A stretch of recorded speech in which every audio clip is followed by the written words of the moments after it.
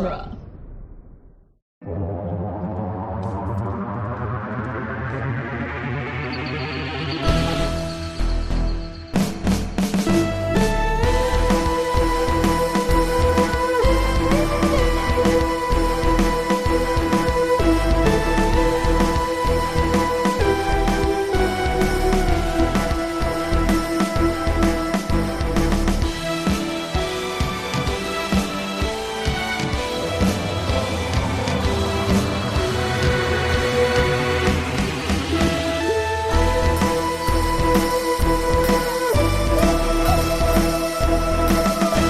Hello and welcome back to The Doctor's Companion. I'm Cass Fredrickson.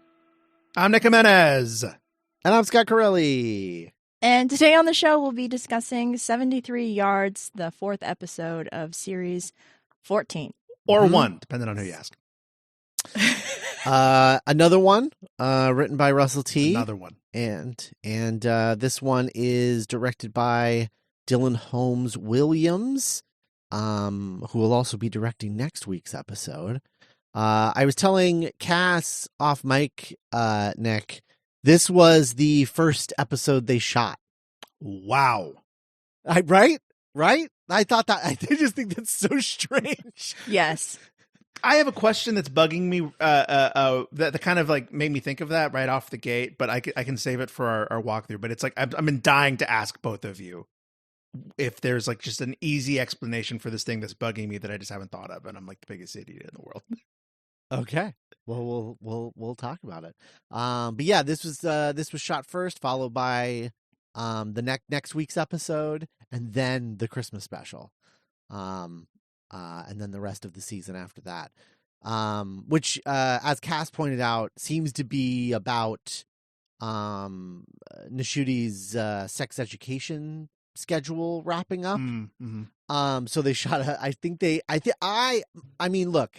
Not to like talk about next week already, but like, I don't know about you guys, but I was getting big Love and Monsters vibes from that Next Time trailer, which makes me think it's a Doctor and Companion Light episode. No, don't say that. Don't say that. Don't put that out here.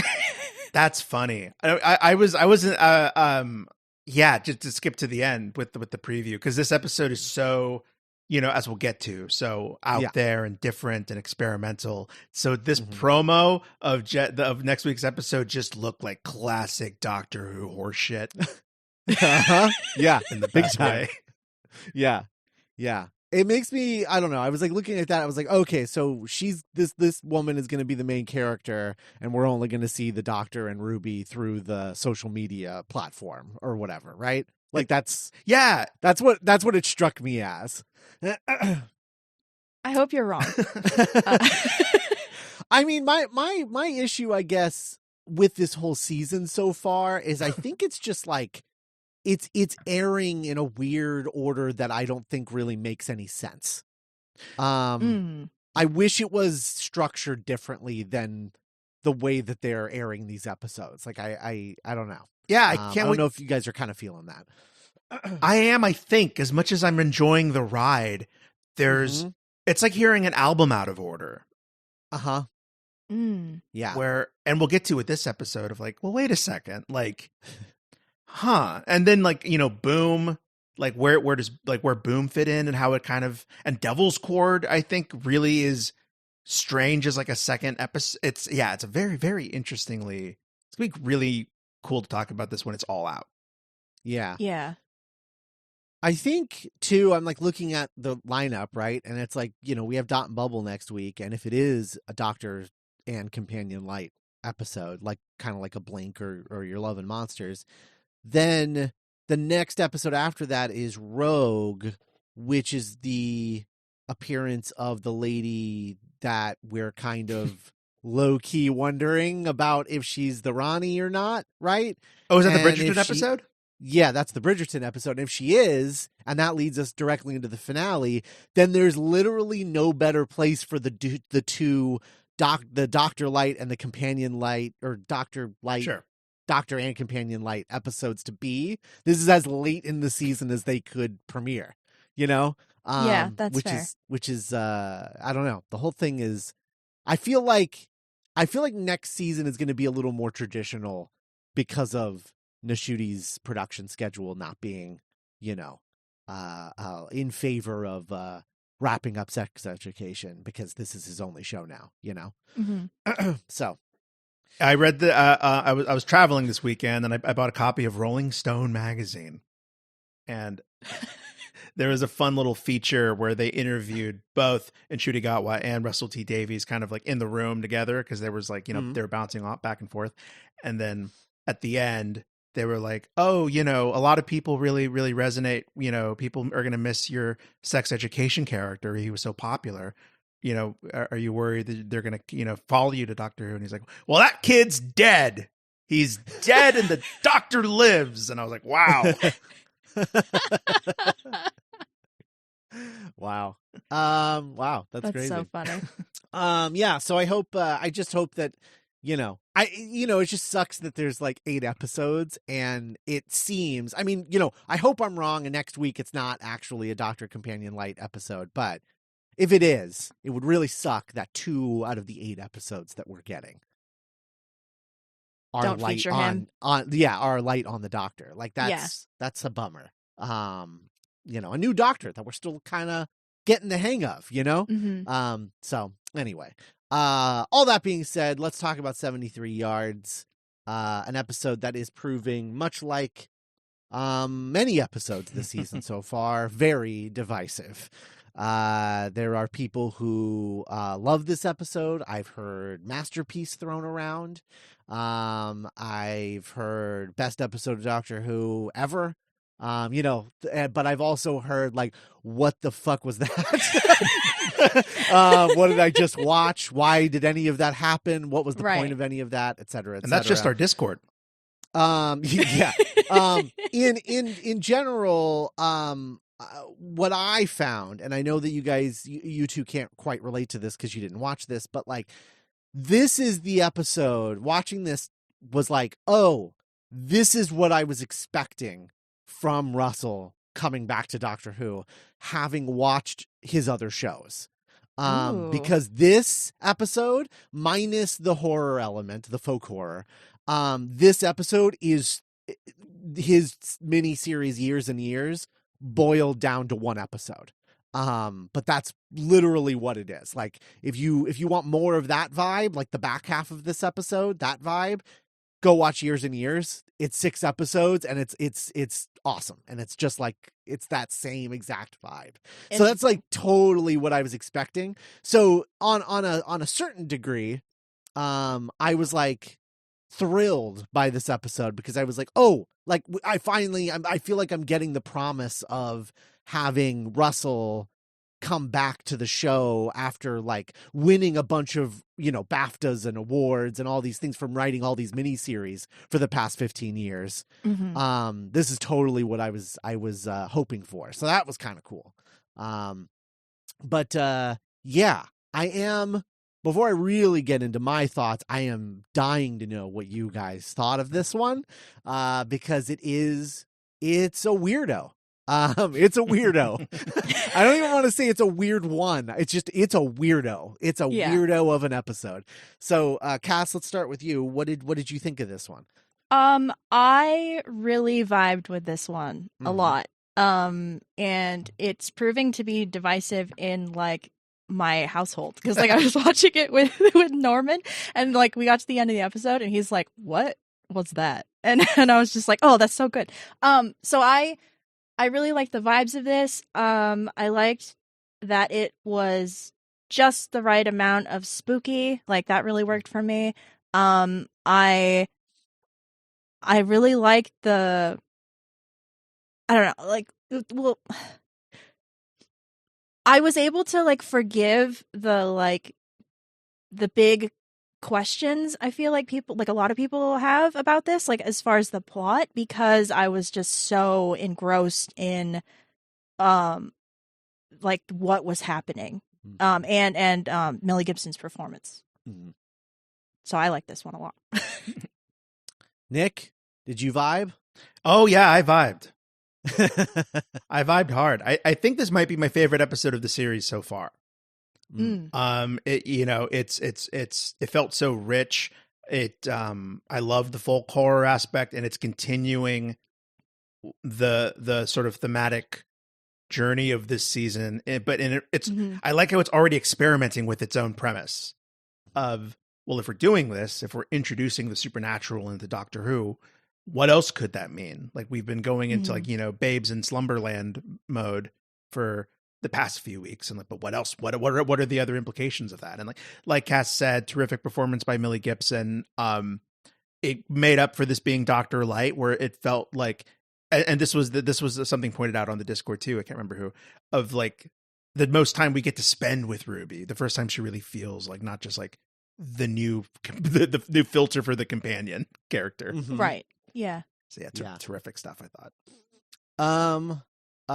Well, gentlemen, the streak of one of us not liking an episode ends today. Oh, I was going to be like, what? Vibed. Yeah. That's great. I vibed pretty hard with this one. Yeah. No, it was a thing where it's like, I get what everyone's problem is. And it's not a perfect episode. There are stuff that I don't like, as people pointed out on the Discord.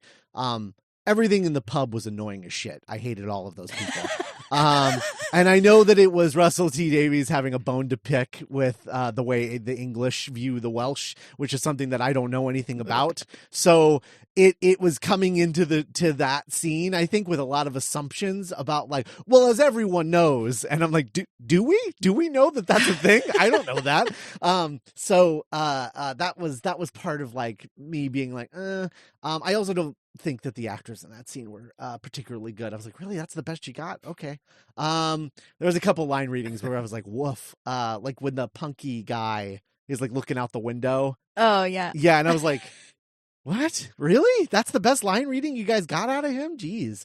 But in any event, yeah, no, the vibes were like, despite all of the questions that I had and and I understand people like being like, well, no, Doctor Who is a show that answers questions. Like, it's a mystery that is solved at the end of the episode. And this one doesn't really try to do that. Like, it really is like left open-ended on purpose, I think. That being said, I don't think it feels quite as... Like, I think it's Russell trying to do something new that he doesn't do very much. And while that is commendable, I do sense a slight, like, kind of shaky hand behind it of, like, somebody, like, trying something out that they're not as super comfortable with, whereas like he can write an episode like Space Babies with his eyes closed and both hands behind his head, right? With a pen in his mouth, like he can write that episode. But I think that this was like, and I love that he's experimenting, and that's great. But I could sense that this isn't quite as like fully formed of like I don't know how to genre or type of writing for Russell. That he's definitely trying something new, which I totally respect and love. But I think that is what is throwing some people off of like, well, wait, why wasn't this explained? It's like, maybe like if he had more of a deft hand at writing this type of story, he would have been able to make it more clear that there are no answers and like relax everybody, vibes only in this one, you know? Yeah. So that's my only thing. I have a lot of like theories and a lot of like things that I want to get into, questions that will probably never be answered, but we can ask them anyway and try to answer them ourselves or interpret them or what have you. But this is a really good one. Like the vibes were off the charts on this one. I wish the whole show kind of like had more of this vibe to it at this point. So I'm excited about next week's because like I thought Dylan Holmes Williams like directed the shit out of this. So really excited about that. I feel compelled to compare it to episodes like Turn Left and Blink because of like their companion-like nature. And I think both of those episodes in their own way have kind of a little affirmation at the end. Like, and that's, I guess at the end of the day, the doctor's pretty cool, or like Yeah. Right.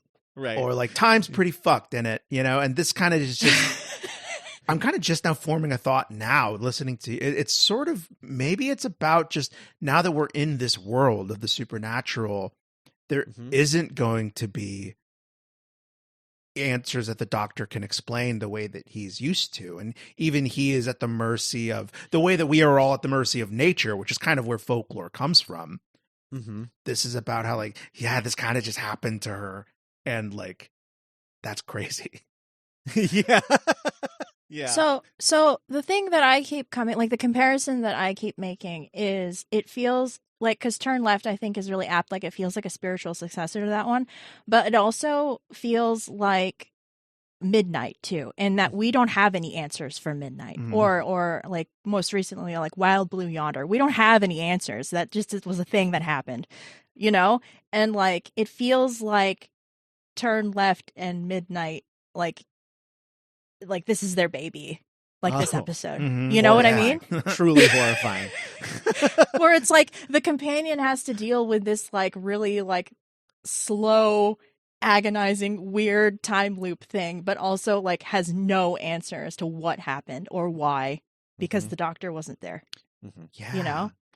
That's so cool. I'm reminded of like our RTD special where, Scott was really going to bat for the bleak ones. He really liked Midnight, and Cass and I really like Waters of Mars. And it's interesting that we do think of him as like this whimsical kind of camp writer, but then he does like to poke into this really bleak horror vibe every once every few years. Yeah. So I and it's funny though, all of those episodes that you mentioned, right? Like another thing that came to mind while you were talking about that the both of you, those especially Midnight, is when I think of like the concept of like there are no answers, like it's just mysterious, supernatural, whoa, crazy, kooky, good man. It's a good thing we survived that, well, I'm glad that's over. I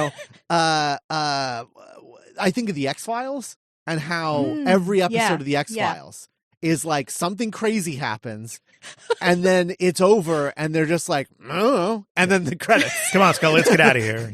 Yeah, right. But for some reason, like that show found a structure that makes that work. By having at least the characters be able to like discuss it a little at the end. But this episode even robs us of that, because the characters we're left with have no memory of the events of this episode. Right. Or at least not at this point. I feel like maybe Ruby will get the memories back, because she does remember this being her third time in Wales, despite the fact that, that never happened now. She has like this vague recollection. So maybe that'll come back in the future. But I think that is what the problem is like there's no summation of what we just went through. The episode doesn't provide you with any sort of catharsis at all, really. Yeah. And I think that's probably what people are missing. I think that's the thing that you kind of need to feel like, that was a satisfying episode. But like, I was just, or at least like for some people, but for whatever reason, like I was just like riding along, like hell yeah, like hand out the window, just like jamming the whole ride. So like I didn't need a catharsis, because it was like nonstop catharsis for me. But I don't know. What do you guys think about any of that? No, I think that makes sense, and it's like I'm trying to articulate a thought that I like as far as like the supernatural as a concept, because like I feel like it's really cool that we are exploring that in this season, but I think that in order for it to work, like the rules have to be established, and like as far as like with the maestro and with whatever the heck this was, and the toy maker. Well, the toy maker had rules, but like, like we have to understand what the rules are in order to break them. Mm-hmm. You know what I mean? So I think that I think that's where this experimentation is kind of like stumbling, is like we don't have the rule set really. Yeah. You know what I don't know. I'm like trying to like I think it formulate it. It may have even been Norman on the Discord, or so someone brought up the goblins and the knots, and Mm-hmm. that kind of like the idea of like objects having power and a language and stuff like that. And it will probably affect the way we think of the whole series if at the end there is some kind of like, this is where this all was coming from, or this is what the crack in the crack in the wall, so to speak, is. Yeah. I don't even know that like rules are necessary. Like I don't know that we need to establish those, because like I think, as that person was saying in their argument talking about those knots, which is just that like if you put too many rules on the supernatural, then there's no difference. There's no discernible difference between the supernatural and sci-fi concepts. Right. In Yeah, Doctor yeah. Who. But if they just establish like at the end of every episode, the Doctor just being like, I don't know what the fuck that was. Like at least there's like something where like, well, at least I know the Doctor's on the same page that I am as an audience member, you know? That reminds me of a really good line that one of the pub folk had, where the lady was like, well, that's what we do, isn't it? You know, when we see something we can't explain, we put rules onto it to try and make it fit with reality. Yeah. Yeah, absolutely. Which I guess brings up I don't know. I guess, should we talk about interpretations now, or like let's go through the walkthrough of the episode first? Okay, so let's do this. So, I guess the villain of this is, I mean, it's either, you know, Roger, Mad Jack, or the Fae. If that's how you want to view this, if you want to view them as an enemy. It's sort of a fugitive of the Jadoon situation, you know, maybe possibly. What was the Fae simply trying to capture Mad Jack again? Right. I'm also wondering, is Mad Jack, because, you know, okay, so the episode starts with the Doctor like stepping through that The circle. The looking circle like $1 and million breaking bucks. it. Yeah. And breaking it, and then Love the duffer coat, love the hat. Great look. Oh, so good. Yeah. And then Ruby reading the messages in the circle, which you're not supposed to do, apparently, as she finds out later. How you're supposed to know any of this, I don't know, but Be from Cardiff. Yeah, I guess. And you know, the Doctor disappears. She has to she tries to get back in the TARDIS. It's locked. And makes her way into town after realizing that there's a woman 73 yards away at all times, no matter where she looks or moves. And so she's like, okay, weird, and then just goes into town. So the Fae circle is interesting. And the fact that like Mad Jack is a thing, and like when he comes out of the TARDIS, the Doctor's like just talking about like the worst prime minister that England's ever had. Yeah, I'm just curious, like, what do we think about Mad Jack? Is Mad Jack a spirit that possesses this dude? Is it like a like what do we think? Like what do we think how do we feel like it's related, or is it related at all? You know, the first thing it's interesting that comes to mind is in the, you know, there are these long held like Christian sourced conspiracy theories about the Antichrist coming in the form of like a slick politician. You know, there's all of these prophecies in the book of Revelations about like, oh, he will come, he will do this, he will unite everyone, but he will be blah blah blah blah. And so it's like, is he like some sort of Antichrist Damien thing where he's been like conscious this whole time, just inching his way towards power? Right. But how does the circle, because I guess my question is like, how does the circle, if he is indeed Mad Jack, which the episode is hinting at but never quite openly says, but if he is in fact Mad Jack, this politician, then how does the circle know who Mad Jack is before, like, 20 years before he runs for prime minister. I thought of something, but I want to hear know. Cass first. I want to hear Cass says anything first. I think I'm not sure that the two are related. Mm-hmm.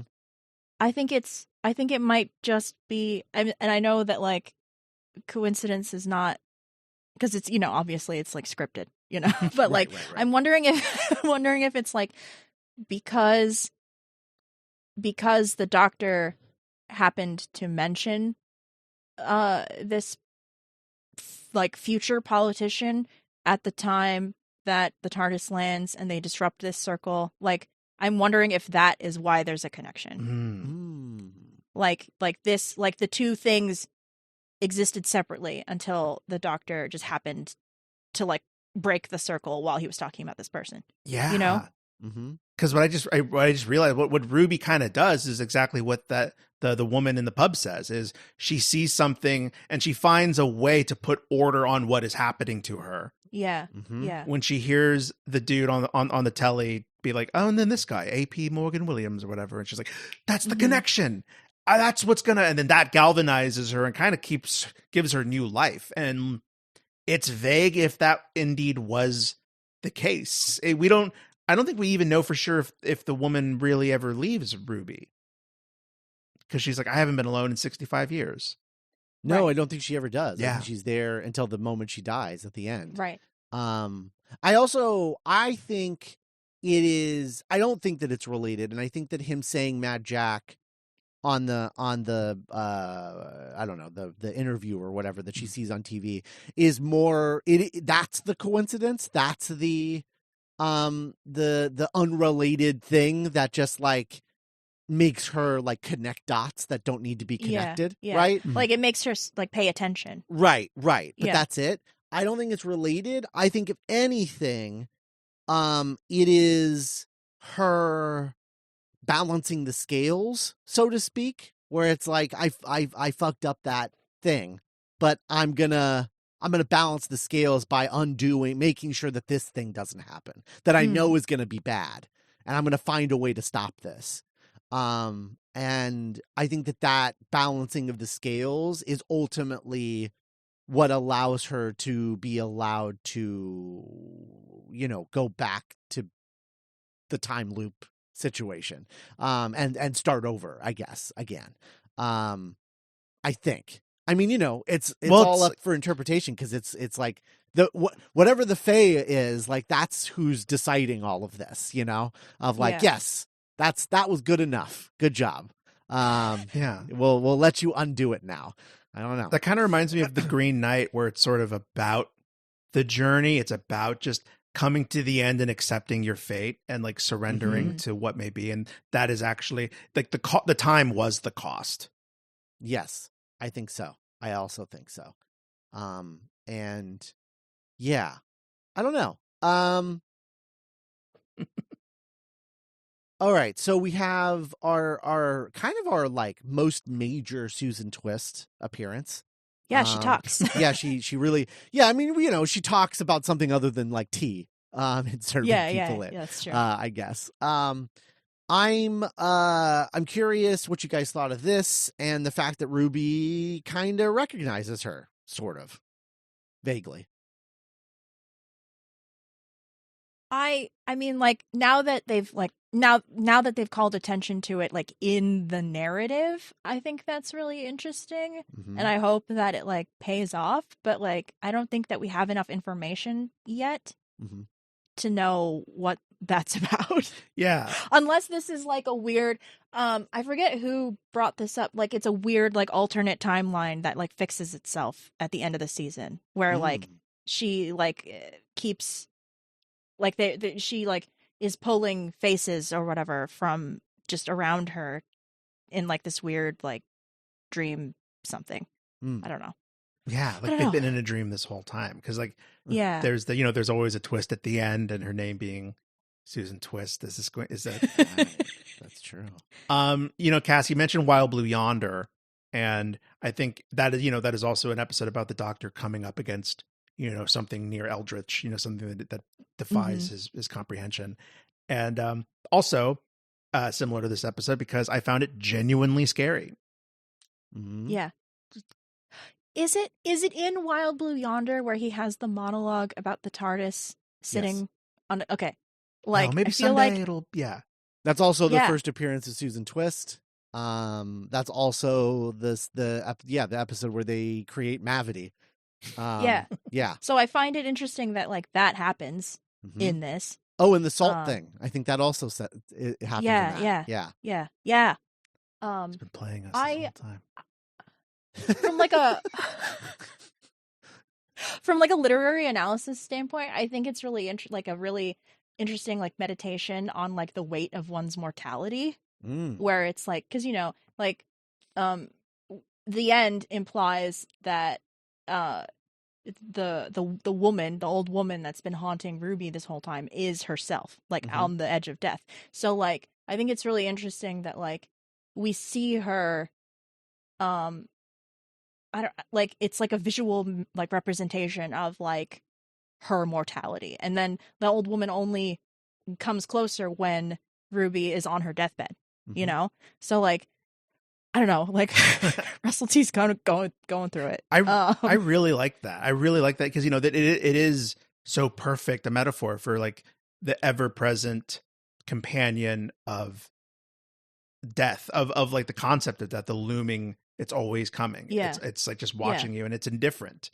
It's Mm-hmm. and it's kind of more about your relationship with it. And there are moments in this episode towards the end where Ruby starts to stop being afraid of this specter, this presence, and starts treating it like a companion. Right. As we should with death. Yeah, no, that's an interesting interpretation that I hadn't really thought of. The one that I am sort of fixated on is so like one of the things that happens throughout the episode that we haven't even talked about is the fact that like Ruby will be like, hey, you see that lady, right? And they're like, yeah. And they're like, can you go like figure out what she wants and why she's following me? And then they'll go over to her and they'll slowly turn back at Ruby and then like run away in abject terror. And we have no idea like if she said something to them or like that's the thing is everyone's like, what did she say? And I was like, we don't even know if she said anything really. We don't get actual confirmation that she's saying anything, I don't think. Right. It's more of just like that's the assumption. But in any event, all these people are running away, including her own mother and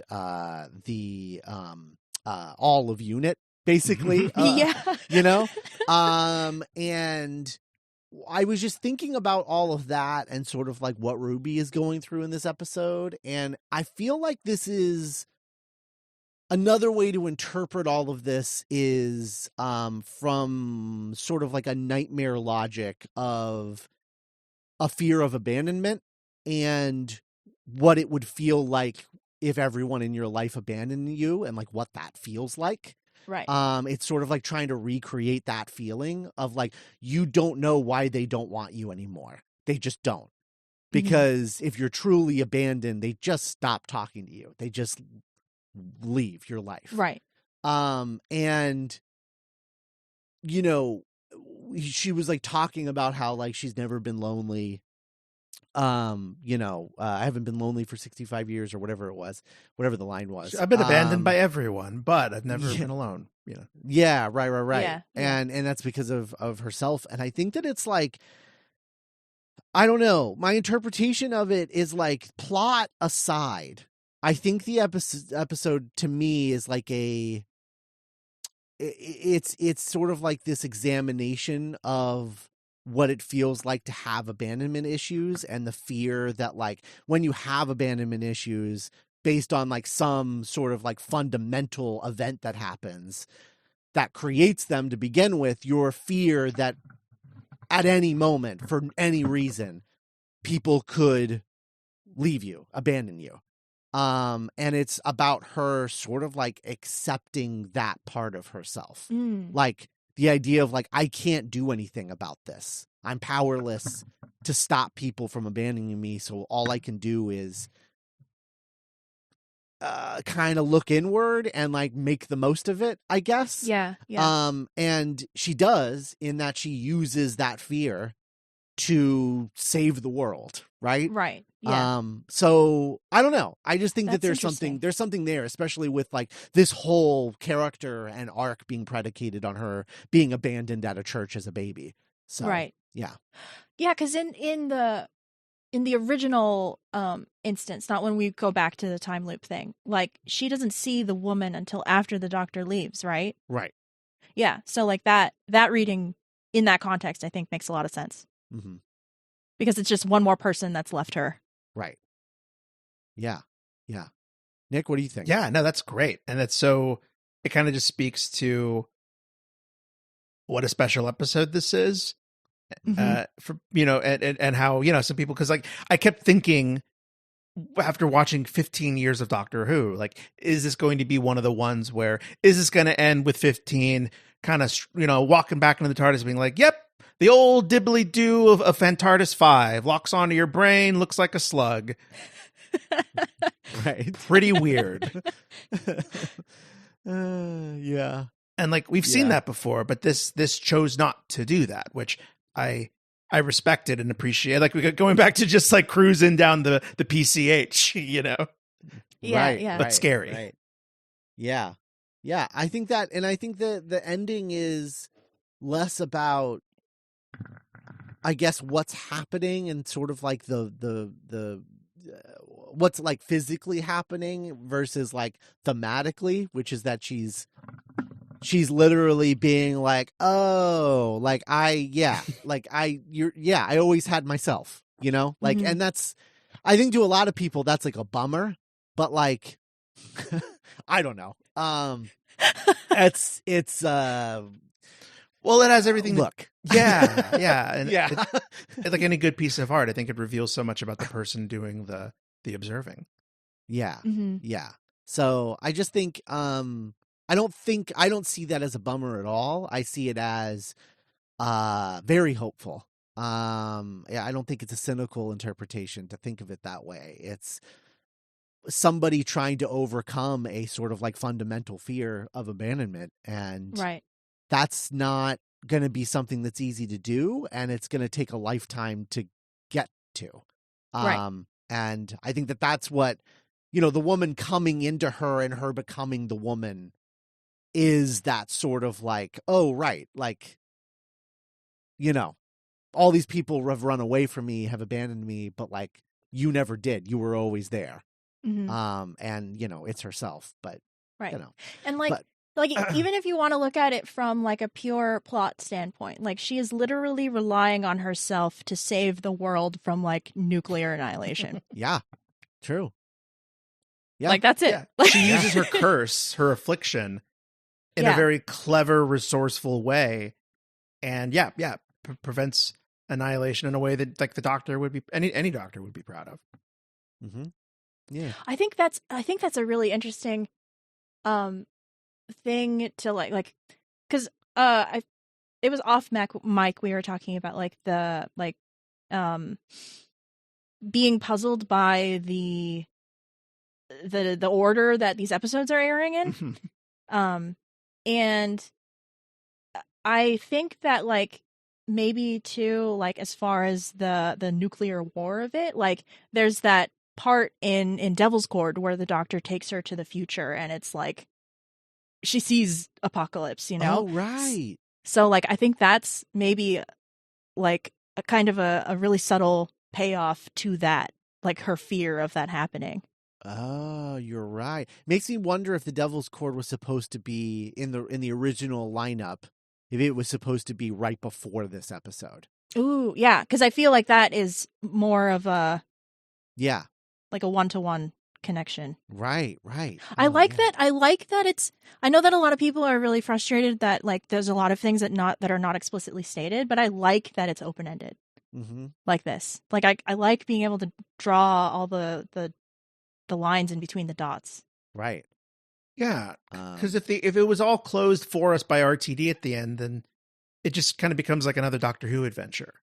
Yeah. Right. So speaking of order and events and stuff, I have a question that's been nagging me that I wanted to see if you both have it. Yes. So am I incorrect?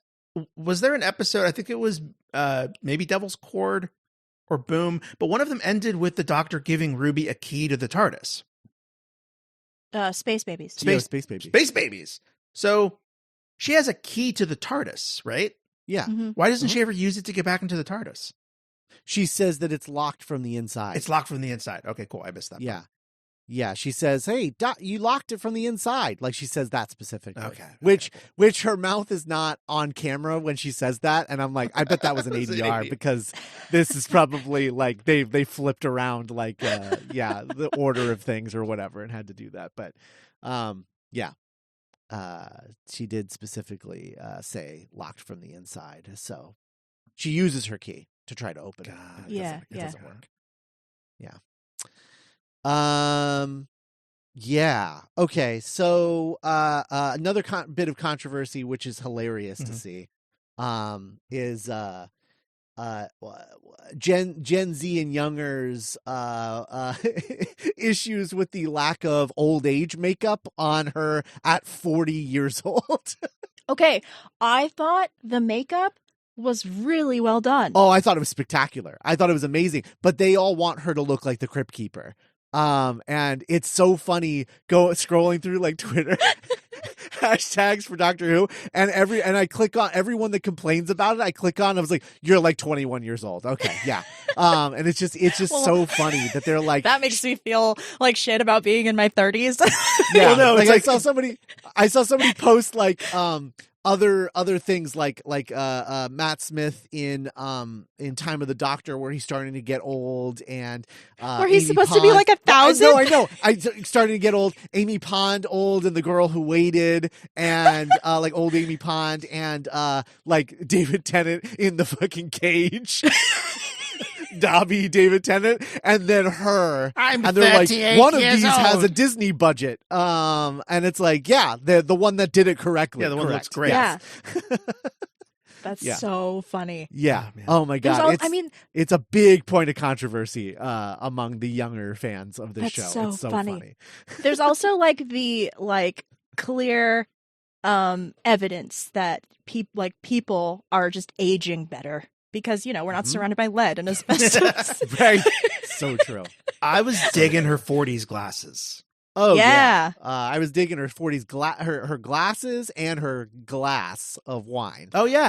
Mhm. But it's so interesting. It was a vibe. Going back to Ruby. This episode being about Ruby processing her abandonment is the episode makes a very clear point to show that Ruby is unable to hold down any kind of meaningful relationship in her adult life. Mhm. She lets boyfriend after anonymous boyfriend pass her by and give the same speech over and over as she just kind of sits passively and lets it happen. Well, yeah, because Mhm. that's the other part of having abandonment issues is that if you're afraid everyone's going to run away, you can't make any meaningful connections with people. Right. And Yeah. therefore, she is keeping everyone at 73 yards away emotionally. Yes. I mean, it really does feel like it's kind of all there in terms of that. But what I do love about this is like, while my interpretation of the episode, I feel like there's lots of evidence to back it up. That's just one interpretation. And there's lots Right. of evidence to, back up every other interpretation, Mhm. and that's what's kind of great about it and fun. That's the fun.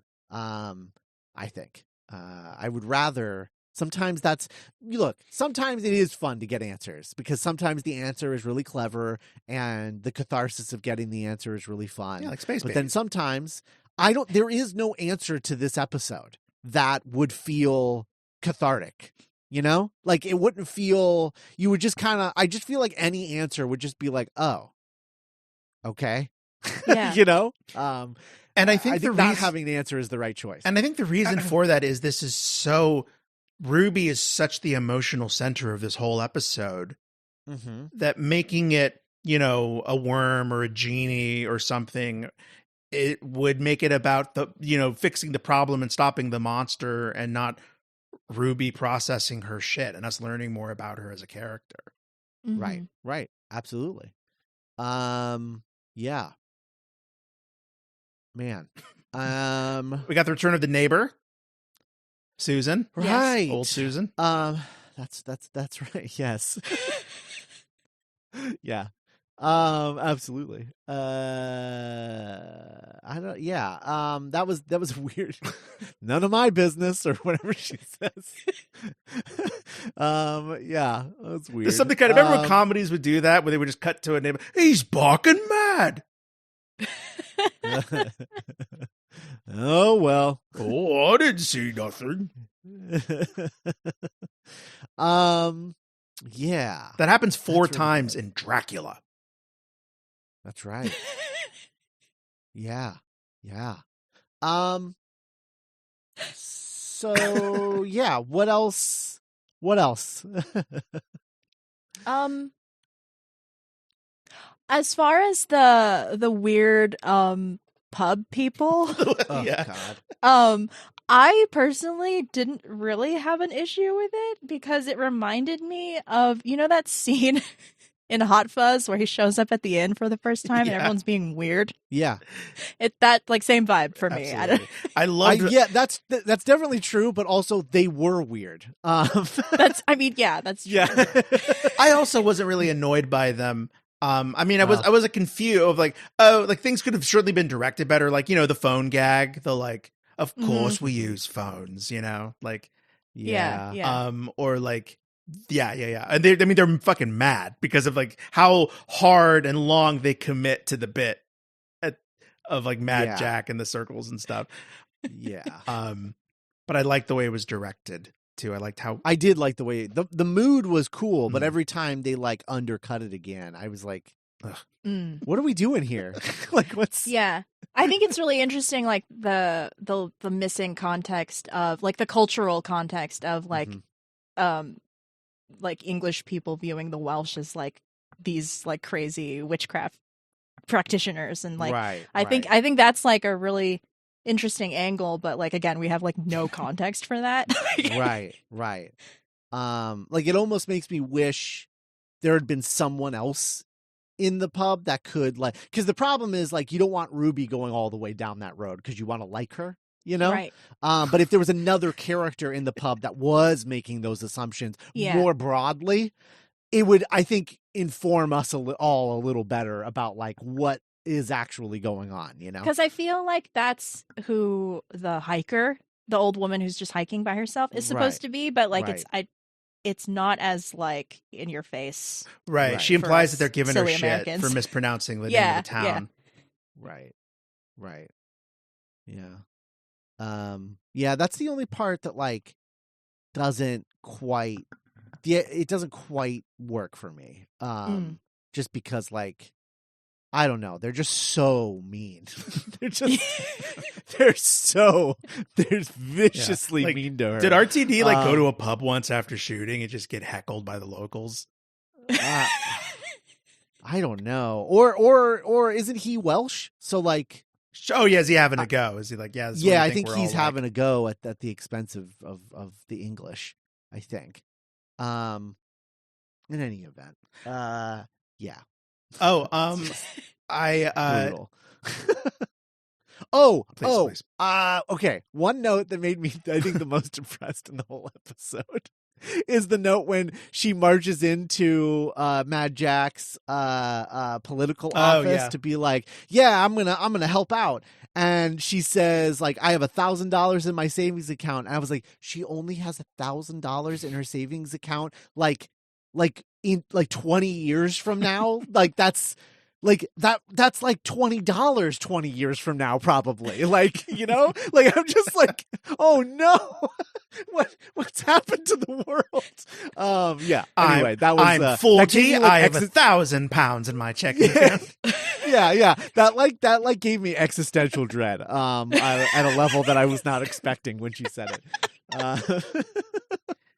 So it's cool you mentioned that moment, Scott, because just my little, I don't know, my lizard filmmaking brain, the camera movement of her entering the hallway and following her, and I was like, that was fucking smooth. Yeah. You know what it reminded me of a lot? what, like her stance, the way the camera moved, all of that. It reminded me of like a lot of like Clara introductions Ooh, in yeah. Clara episodes. There was just something very confident about it, which we haven't seen confidence from Ruby really this whole time. Trepidation, and, you know, a lot of trepidation, a lot of like, I guess we could try this, but not like a lot of confidence, like that kind of boiling over confidence that, you know, we were kind of used to seeing out of Moffat companions. Yeah. Well, she's in her 40s now. She can do whatever the fuck she wants. She Yeah, doesn't right. give a No, shit. that's the thing. I love it. That's why I'm like, no, she was absolutely believably 40. Like, I loved Yeah. her whole, like, over the years transformation when she had that like really long hair, Yeah. like at the park.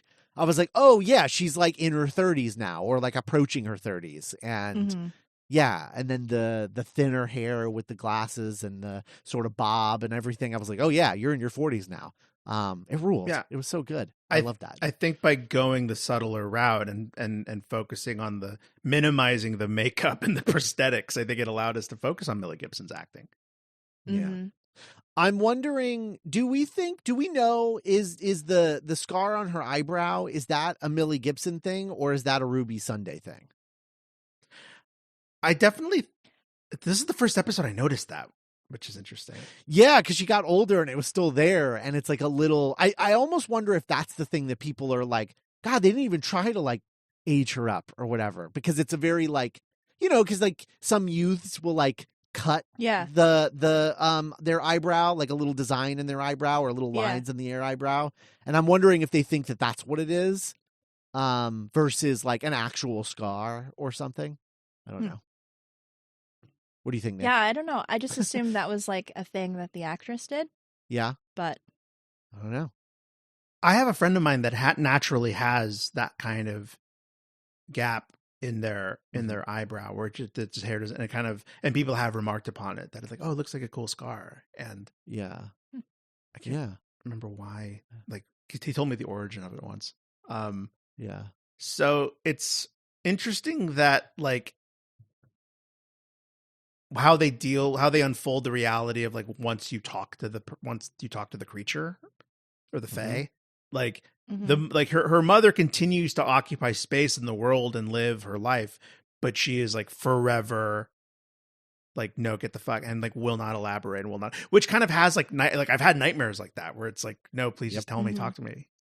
Yep. That's the thing, is like, I think sometimes, like, you know, these kinds of things, if there's like a story that is here I am explaining media literacy, if there's a story that feels like wow, that plot doesn't make any sense, stop thinking of it in terms of a narrative and think of it in terms of a dream that is open to interpretation, and you'll probably find a lot more fruitful stuff out of it, thinking about it in that perspective, using dream logic instead of narrative logic. But, you know. And I think I would argue that the best stories are able to do both. For sure. Where you're like, you know, like there's like a plot, but then it's just like, look at all of this other stuff happening in the background. Yeah, and, for sure. And time will tell if this episode does end up aging into a classic the way Turn Left and Midnight have. Yeah. Because there's one aspect that we don't know about yet, which is that, like, we don't know. Maybe there will be a payoff to this episode. You know, the season's not over yet. Like, they could reference something from this later. And then then we realize the overarching plot importance of this episode. But to me, even if there isn't that, I still find it an incredibly satisfying episode, just from the perspective of like getting to know this character and her deep-seated fears and you know, character in a way that, like, I don't know, we don't get a lot of that. I don't know that we've ever gone this deep on a companion before, really. This is like some deep-seated stuff. Yeah. You know, most of the time, like, we define the companions by their reaction to things. And this isn't really that necessarily. I mean, she's certainly reacting, but it's, I don't know. It's much more of a character examination than I think we normally get. I think too that like it's really interesting as an episode of Doctor Who where like a lot of this kind of either like alternate reality or like dream things, like it's about the companion's relationship to the Doctor. Mm. And like that I feel like is absent here. Right. Where it's like just about her. Right. Yeah. Definitely. It kind of it really highlights how little the Doctor had been in her life multiple times. Of like, Mhm. you know, when she's talking to Kate and she's like, "Oh, I'm barely a companion," you know, like we went on like 2 adventures together and like and like there's that's interesting, Cass. Yeah, maybe that's another reason why this is like, well, hold on, this was just about her. We don't going back, tilting a little bit back into just like fun Easter egg theory fun stuff. She does mention when she's talking to the TARDIS / it's so funny that a part of her is like, maybe he's just in there just fucking with me, ignoring me. But she says it never snowed again. Mm-hmm. That's after her mom abandons her. Mm-hmm. When she's like well into her like her 70s or 80s, when that woman takes her. Right. All I could think about was that meme where it's just like, it used to snow. Like, I used to be able to make it snow. Yeah. Okay, that's nice, Grandma. Let's get you to bed. Yeah. So I think to me, I think that's the thing that cemented the abandonment issues and the acceptance of that, because like every time like it snows, it's reference to her being abandoned. And so once her mother left her, I don't know. There's like a sense of like, oh, well, I mean, fuck it. Yeah. You know what I mean? Like at this point, like, I guess I can just accept that like people are going to abandon me, whatever. And then at that point, that's when it stops snowing, because she's not fixated on that initial abandonment anymore. At least consciously. Consciously, or like, right. Yeah. Right. Yeah. God, that line her mom says where it's like, even your real mother didn't want you, that like was like a punch to the gut. Like that's so brutal. Yeah. And like, you know, horrific and nightmarish in the way that like we, the viewer, know this character to be extremely like the loveliest person ever. Mm-hmm. Yeah, it's true. Yeah, she had that great line where she was like, see, pottery. They all ran away screaming. They were Welsh.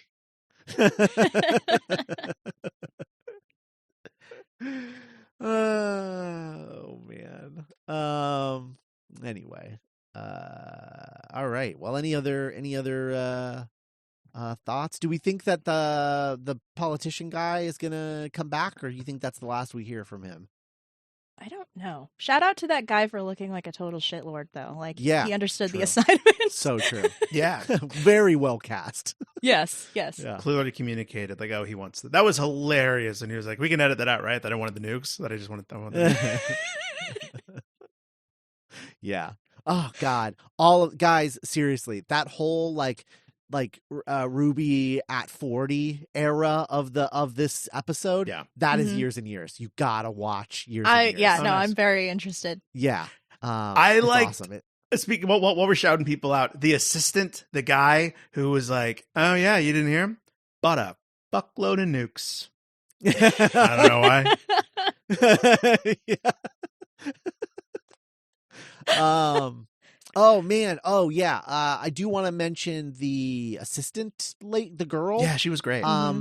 Yeah, the girl that is like haunted by this guy. It's interesting because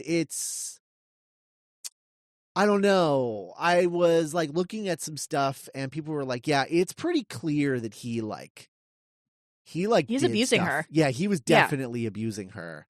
And you know, this being a kids show, ultimately, like a show that needs to be appropriate for children, maybe not a kids show.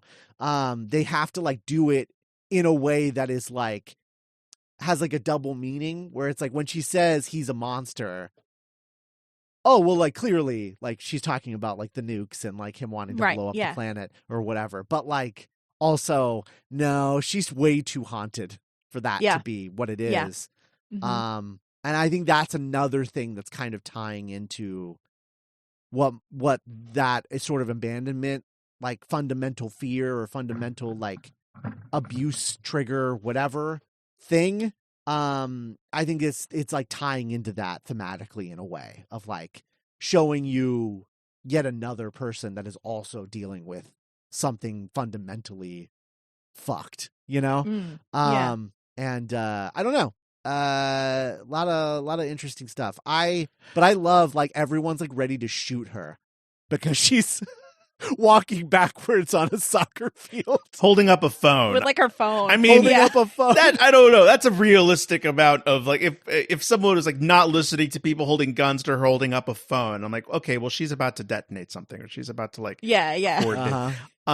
But Scott, I love that you pointed out that character because I think even watching it consciously, I didn't dig that deep into it, but like that makes it really important that she is included in the catharsis of taking this guy down. Yep. Yes. And it makes it not just Ruby. Not that I would ever think, not that I thought this watching that, but if you wanted to argue that it was just Ruby helping herself, like, no, she helps, maybe gives this person catharsis as well. Yeah. Because she apologizes to her. It's like, I'm sorry. I'm sorry I couldn't help you sooner. I only have one shot at this. Right. Yeah. You know? Yeah. Absolutely.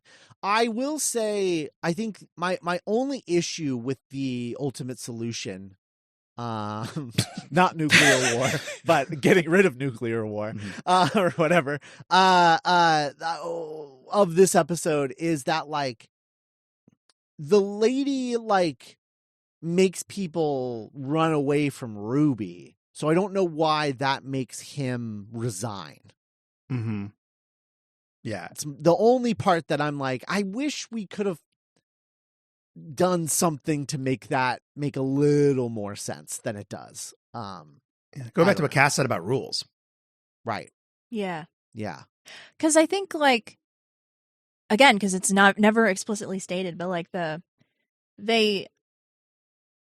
it's less clear with her mother because, like, you know, there's like the bond between them already. But like the guy in the pub who like gives up going there because right, yeah, I'll never go back. Like he like changes his habits, and like Kate too. Like I think the thing to point to about like, no, this is like a primal fear that like completely changes people is like the Kate of it all, because like she just met Ruby, right, and then she's like acting completely against like all of her like training and like sci-fi nonsense, you know?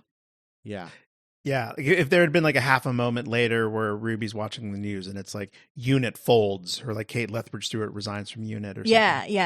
Yeah, absolutely. Yeah, see that I think that's what's missing. If that had happened, then it's like, yeah, that's pretty good. I like that idea. Because you know, maybe for Ruby's mother, her relationship with Ruby and her that being her daughter was such a fundamental part of her identity, and for her to completely cut that off, that's the power of this curse. Yeah. Mm-hmm. Like, yeah, that guy really wanted to nuke everyone, and then he was like, no, never mind, I don't.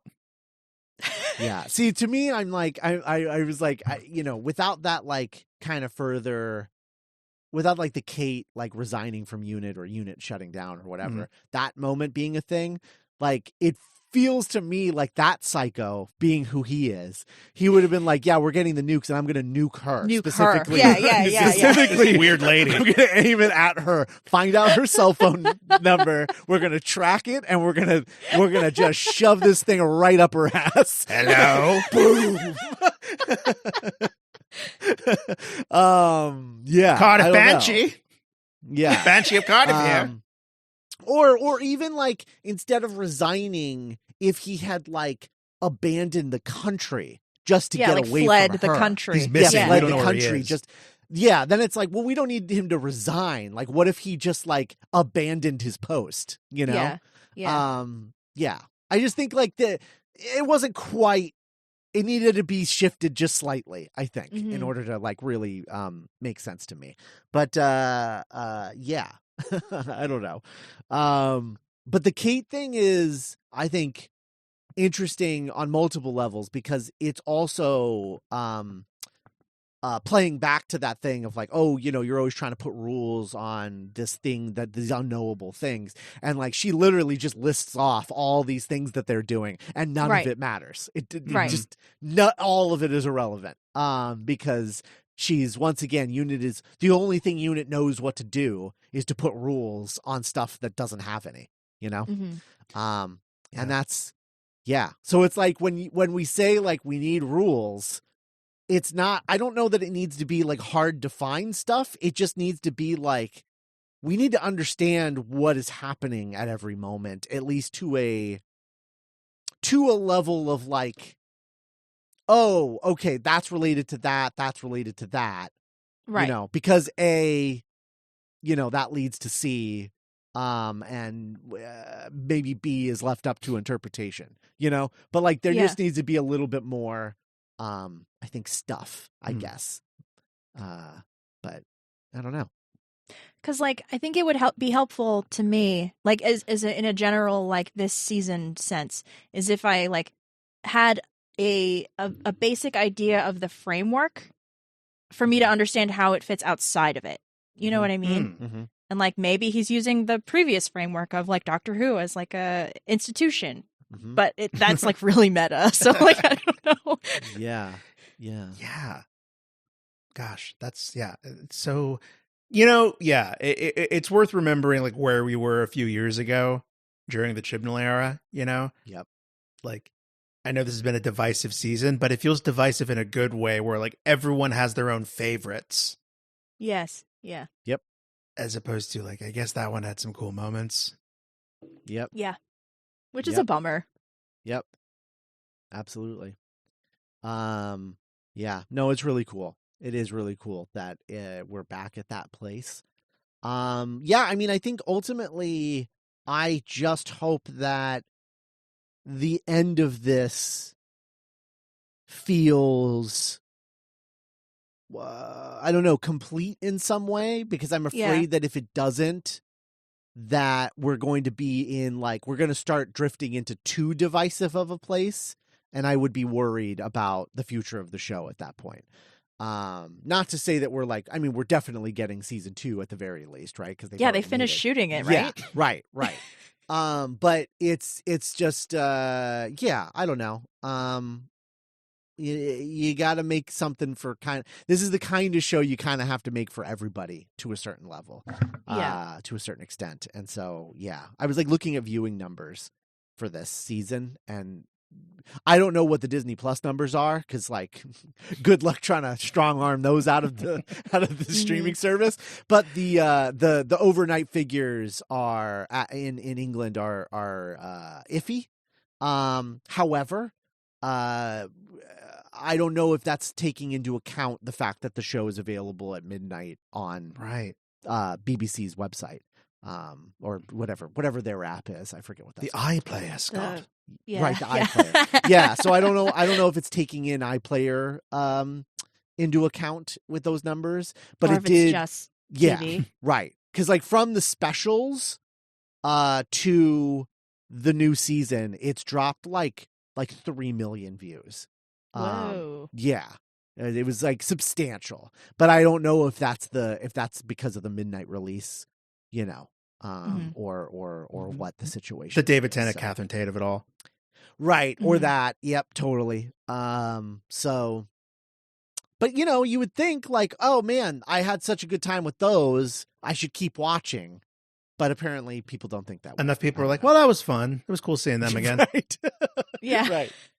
Don't need to watch that new guy. Yeah. I don't know. One last bit of just shameless theorizing. I couldn't help but like my nerd ears perked up during the Kate Lethbridge Stewart scene where Ruby's like, so like, what do you do when the doctor is gone for a long time? Okay, it's like, let's just say that we have some ways of dealing with it. And I'm like, oh, yeah, I bet you do. But you gotta cast a likable, diverse characters that just really come in a clutch. Yeah. I mean, but it's also possible she's talking about 14. Oh, that's true. Yeah. Right. Yeah. Scott has this theory I don't know if where RTD's trolling all of us because he's like, we're never going to see David Tennant again. He's gone. Mhm. Forget about it. But it's like, oh, I just meant in the show, but in his own Disney Plus spinoff. Yeah. The unit spinoff or whatever. Right. Yeah. I don't know. I think that he's doing that.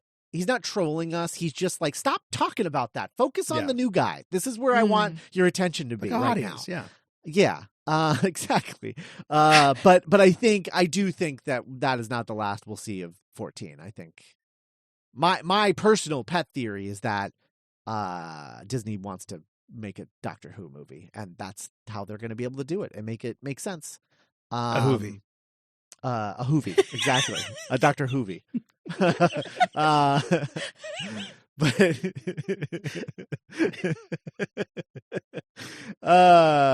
yeah. Anyway.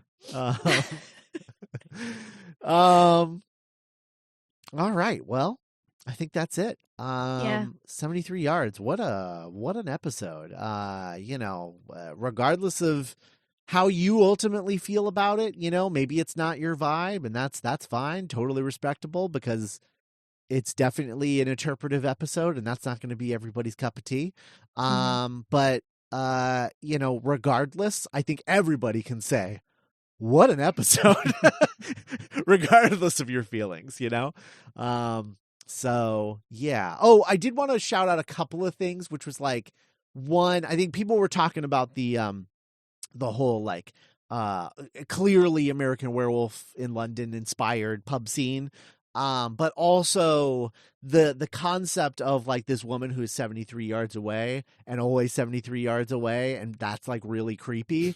Yes. I believe that comes from the 1989 BBC television movie The Woman in Black, not the Daniel Radcliffe remake, but in the original movie. Like, there's this scene that I guess like haunts like everyone in England, which is like a woman in black that is about 70, about as far away as this lady is, all in black in the back of a cemetery, just like staring and sort of like gesticulating, in the distance. And then the movie makes the mistake of like then like cutting to a close up of her. And that's one of the big criticisms of that movie, of like, man, the vibes were off the charts until we got a close-up of that lame-ass TV budget ghost. And I wonder if Russell T saw that and really took that to heart and was like, yeah, what if she was only that far away and could never be any closer? That'd be really creepy. But yeah, it was the first thing I thought of, especially That's like, interesting. Yeah, with her like under the tree and everything, like her first appearance. I was like, yeah, that's clearly The Woman in Black inspired, without a doubt. So very cool. Anyway, yeah. All right. Watch Years and Years, everybody. It's a good one. I think it's like 6 episodes, and each episode jumps like 5 years into the future. Ooh. Like it starts like modern day and then just goes 5 years into the future, like every episode. So that you end up like, 30 years into the future or whatever by the end of the series. And it's just fascinating watching like Russell's interpretation of what the world is going to look like 30 years from now. Because it's a lot more subtle than, the 30 years of like 1985 to 2015, for example, Nick. Right. And Back to the Future too. Sure, yeah.